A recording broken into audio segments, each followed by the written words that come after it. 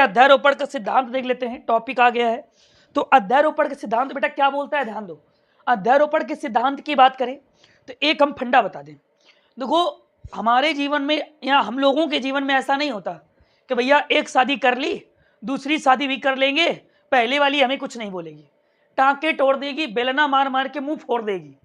ऐसा हम नहीं कर सकते, लेकिन अध्यारोपण सिद्धांत ऐसा करता है। जैसे मान लो पहली शादी हो गई, तो क्या तुम दूसरी शादी कर सकते हो क्या? भैया पहली वाली के होते हुए दूसरी शादी नहीं कर सकते, वरना टांके भी फटोरेगी और मुंह भी फोड़ेगी। लेकिन अध्यारोपण सिद्धांत में ऐसा नहीं होता। अगर कोई एक आवेश है तो वो किसी अन्य आवेश पर बल लगा रहा है तो लगाने देगा, कोई फर्क नहीं। दूसरे अगर उसके संपर्क में कोई दूसरा आवेश भी आता है तो उस पर भी बल लगाएगा, अगर कोई तीसरा आवेश आता है तो उस पर भी बल लगाएगा। यानी कि अध्यारोपण का सिद्धांत कहता है कि कोई एक आवेश अन्य आवेशों पर एक साथ बल लगा सकता है, जबकि रियल लाइफ में ऐसा नहीं होता, सब लोग जानते हो। अध्यारोपण सिद्धांत क्या कहता है, ध्यान दो। इस नियम के अनुसार यदि कोई निकाय आवेशों से मिलकर बना होता है तो किसी एक आवेश पर अन्य आवेशों के द्वारा लगने वाले बलों का सदिश योग के बराबर होता है।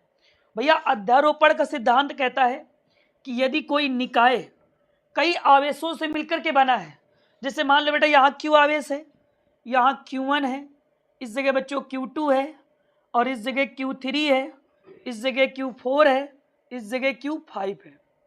तो इस जो Q1 है, Q पर बल लगाएगा F1, Q2 को कोई प्रॉब्लम होने वाली नहीं है, Q2 भी बल लगाएगा किस पर, Q पर, वो बल लगेगा बेटा F2। समझ आएगी नहीं समझ आएगी?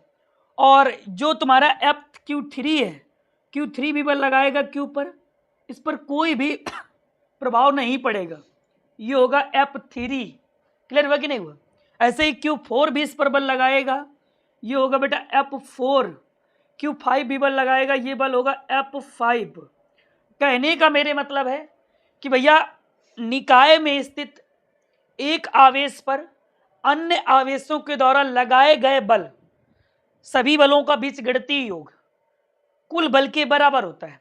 यानी कि जो इन पर नेट फोर्स है, जो कुल बल है, F नेट बराबर F1 plus F2 plus F3 plus F4 plus F5 होता है।